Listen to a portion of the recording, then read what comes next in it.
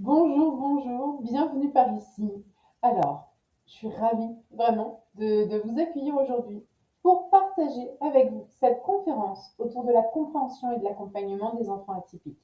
Merci de la visionner, de prendre ce temps pour vous, que vous soyez parents, enseignants, professionnels ou même simplement curieux de mieux comprendre ces fonctionnements un peu différents.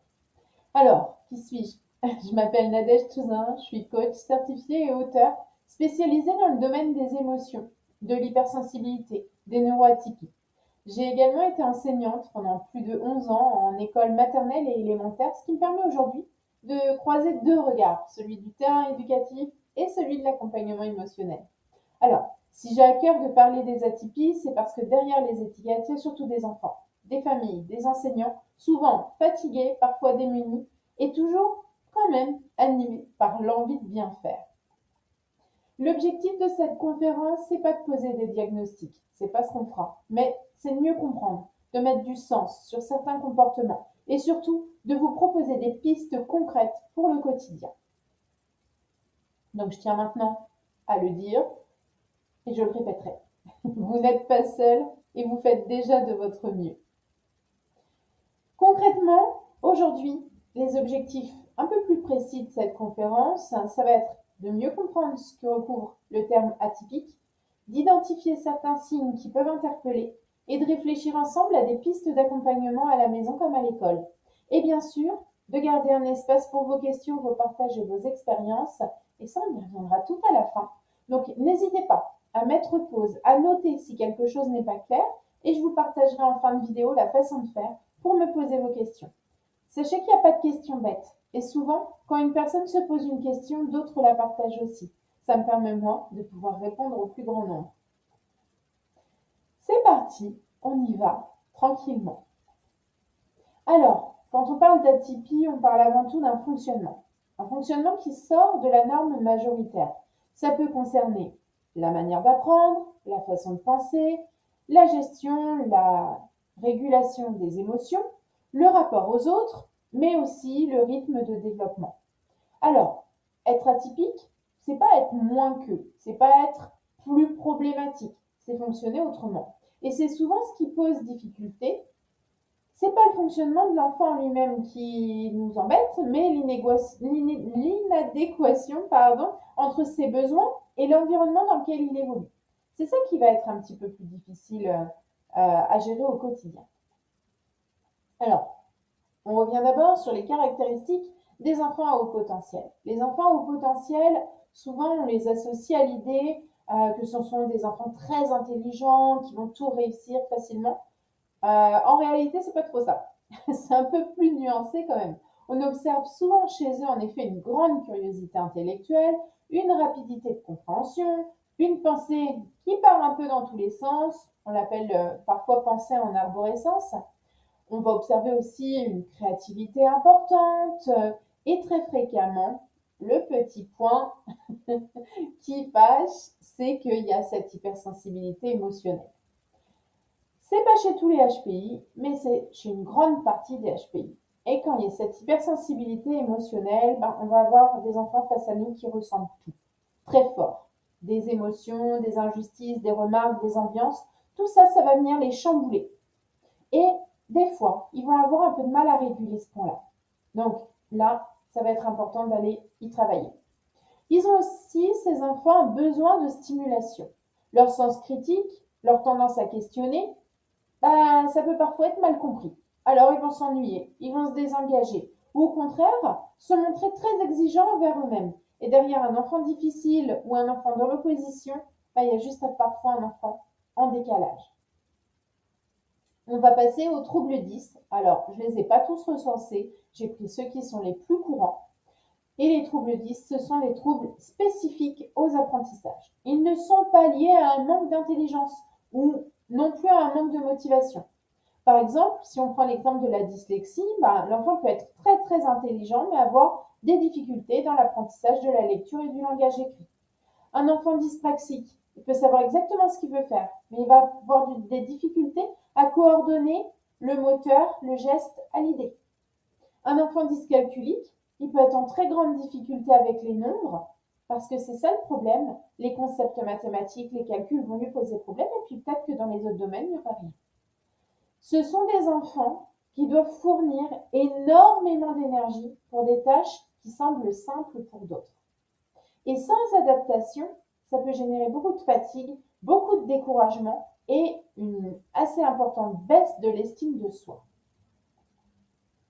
Pour ce qui est TDAH, TSA, ce sont deux choses différentes. Je les ai regroupées sur la même diapo, mais ça n'a rien à voir. Le TDAH, il y a le petit tiret, là, vous l'avez vu, parce qu'il peut être avec ou sans hyperactivité. C'est un trouble de l'attention. Il ne se résume pas à un enfant qui bouge beaucoup. Certains enfants sont très calmes extérieurement, mais à l'intérieur, il y a un mental en ébullition permanente. Ce sont des enfants qu'on va souvent dire dans la lune.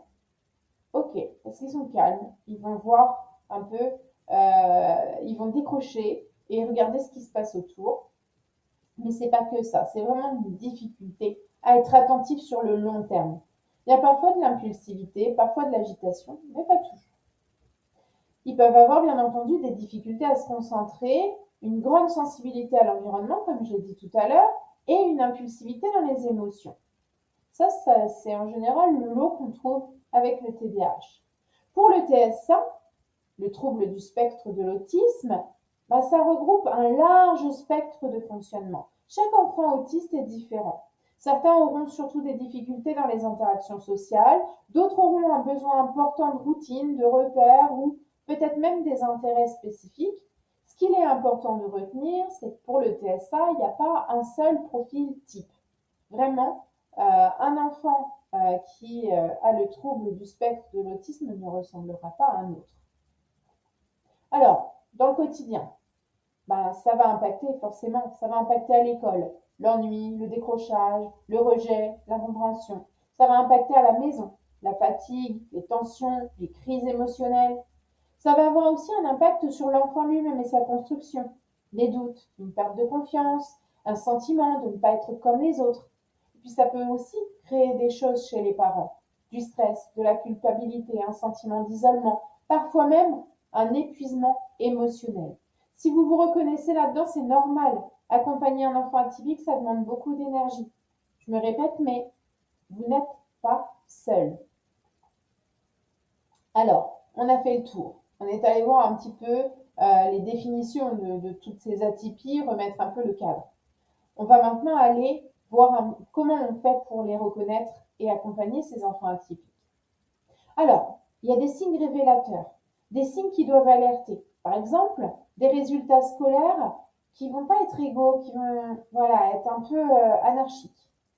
Une hypersensibilité émotionnelle, des crises émotionnelles, des intérêts spécifiques qui seront un peu envahissants, une grande fatigue, une grande fatigabilité, des difficultés relationnelles, des difficultés attentionnelles. Tous ces signes-là ne sont pas là pour nous permettre de poser un diagnostic, mais ils invitent à être attentifs, à observer, à se questionner. Donc, ok, on se questionne et on en fait quoi de tout ça? Et pourquoi on irait voir un spécialiste? Alors le dépistage précoce, ça permet vraiment de mieux comprendre le fonctionnement de l'enfant, de mettre en place des adaptations, d'éviter que les difficultés ne s'installent durablement.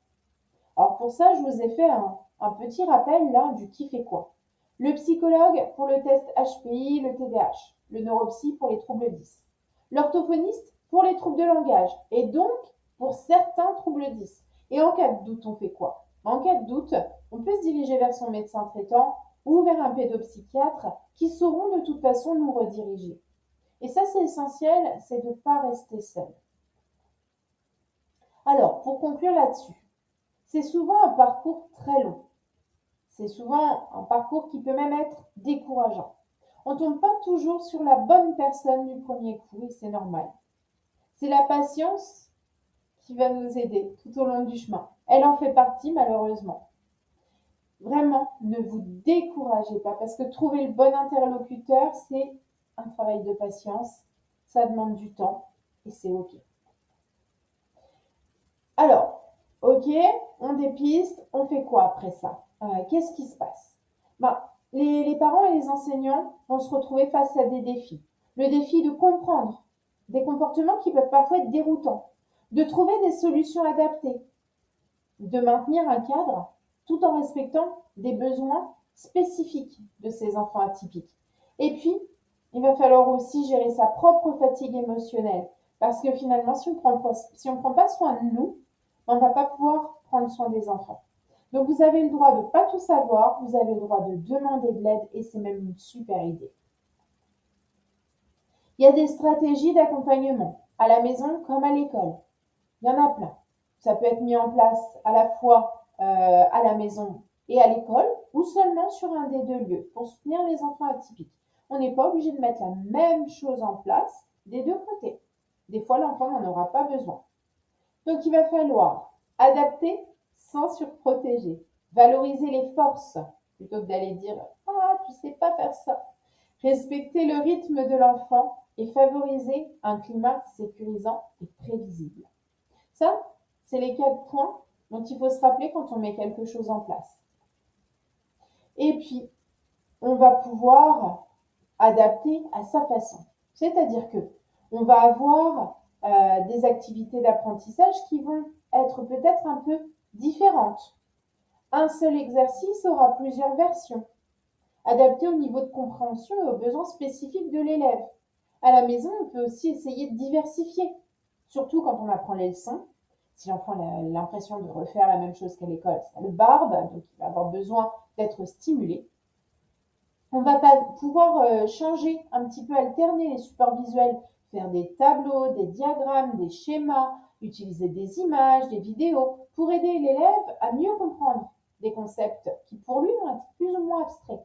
Ou alors lui permettre de visualiser des informations qui vont lui sembler complexes, un peu trop difficiles pour lui. Donc on va éviter le découragement.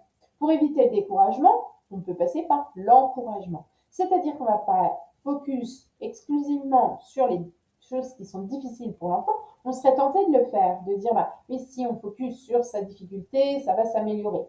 Mais il va falloir lui laisser un espace où il va pouvoir être dans la réussite pour se convaincre lui qu'il est capable de réussir. Et ça, c'est super important. Alors, il va falloir aussi créer un environnement à la maison, comme un environnement en classe, où le respect, la coopération et l'empathie sont valorisés. En reconnaissant et en félicitant des comportements positifs, on aide les apprentissages. Donc, on va intégrer des activités, des jeux qui enseignent des compétences sociales. Par exemple, on peut très bien utiliser des jeux de rôle. On peut valoriser les efforts, les progrès de l'élève, indépendamment des résultats académiques. Ça, c'est hyper important. Le résultat, peut-être que ce sera 7 sur 20, mais si nous, on était parti la fois d'avant d'un 3 sur 20 et qu'on avait dit, bah, tu dois augmenter au moins de 3 points, bah, ça va être génial. Il va y avoir ce truc de, mais tu as fait encore mieux que ce que je t'avais demandé. Alors oui, académiquement, c'est pas tip top, mais il faut aussi valoriser les forces de l'enfant, respecter son rythme, lui apporter un cadre sécurisant et prévisible. Parce que tout ça, ce sont des soutiens très importants pour lui. Il en a besoin. Alors, il va y avoir aussi une importance vraiment essentielle dans l'environnement qu'on lui apporte. C'est-à-dire qu'il va falloir un environnement qui soit à la fois bienveillant et stimulant. On va protéger, mais pas trop pour pouvoir l'aider à avancer. Donc, ça, c'est vraiment ce que vous créez, vous. Cette petite bulle de sécurité, vous allez pouvoir la créer en classe, vous allez pouvoir la créer à la maison. On va amener de la bienveillance, que l'enfant se sente compris, soutenu et valorisé, mais on va aussi favoriser son épanouissement.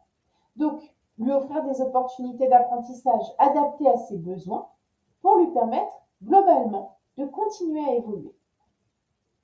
Alors, un enfant qui se sent compris, qui se sent soutenu, qui se sent écouté dans le cadre de ses émotions, va être plus disponible pour apprendre et pour évoluer. Donc, le soutien émotionnel, il est indispensable aux apprentissages. Souvent, on est tenté de dire, bon, maintenant ça suffit, arrête ta crise. Et on n'écoute pas. On veut passer à autre chose parce qu'on veut avancer, parce qu'il y a des devoirs à faire, parce qu'il y a des choses à faire. Mais oui, mais L'estime de soi, c'est un pilier fondamental du développement de l'enfant atypique. Et l'acceptation et la bonne compréhension de ses émotions, ça va l'aider à apprendre mieux, à apprendre plus vite. On va développer son intelligence émotionnelle pour lui permettre d'évoluer. Et là, moi, je suis là pour vous aider. Si jamais vous ne savez pas par quel bout prendre la chose, n'hésitez pas à me contacter. Pour conclure, j'aime cette phrase, mais vraiment. Un enfant atypique n'est pas un enfant à réparer, c'est un enfant à comprendre et à accompagner. Vous n'avez pas besoin d'être parfait. Les essais, les erreurs, les ajustements, ça fait partie du chemin. Par contre, vous avez à avoir la volonté d'avancer avec lui, de l'accompagner. Et chaque petit pas compte. Et ça, je sais que vous faites de votre mieux. Je vous l'avais dit, tout au long de cette conférence, vous avez peut-être noté des choses, vous avez peut-être des questions. Donc, que ce soit des questions, des partages d'expériences, des anecdotes, des partages de conseils, des astuces, vous pouvez venir me partager ça directement par mail ou sur Instagram. Mais ce qui me ferait le plus plaisir, bien entendu, c'est que vous alliez voir directement sur mon agenda en ligne et que vous réserviez un petit créneau.